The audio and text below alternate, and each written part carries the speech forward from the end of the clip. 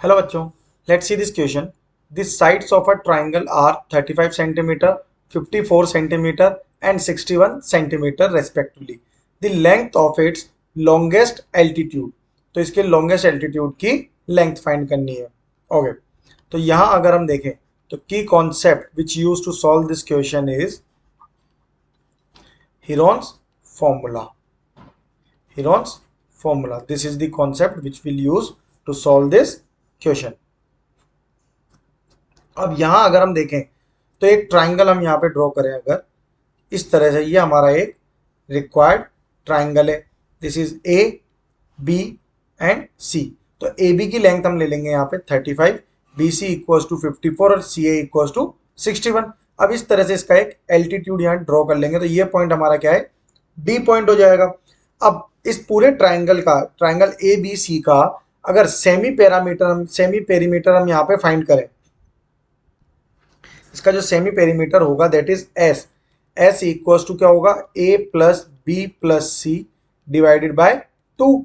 It means 54 plus 35 plus 61 divided by 2. तो इसकी value कितनी हो जाएगी, ये हो जाएगा 150 divided by 2 is equals to 75 centimetre. तो इसका सेमी पेरीमीटर कितना आ रहा है, 75 सेंटीमीटर. अब हेरॉन्स फॉर्मूला यूज करके इसका एरिया फाइंड करेंगे.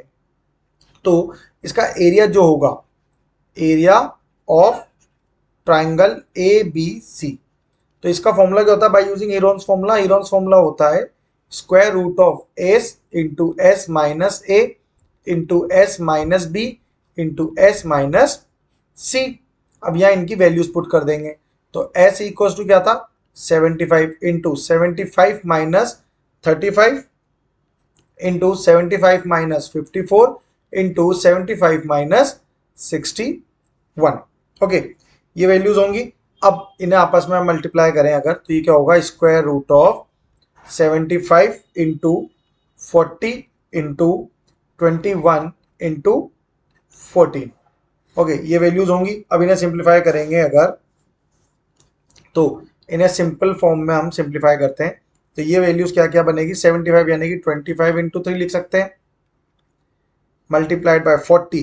40 हो जाएगा हमारा 4 into 2 into 5 into 21. It mean 7 into 3 into 14 क्या हो जाएगा, 7 इंटू 2.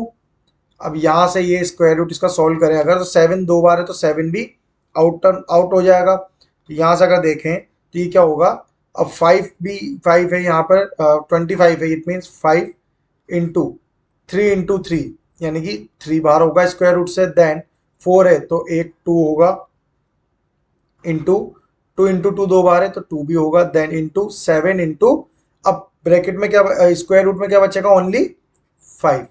अब इन्हें सिंप्लीफाई करें, 5 इंटू 3 15, 15 इंटू 2 30, 30 इंटू 2 60, 60 इंटू 7 यहाँ पे ये कितना हो गया, यहाँ पे 420, 420 रूट 5 सेंटीमीटर स्क्वायर. ये हमारा आ गया area of the triangle ABC.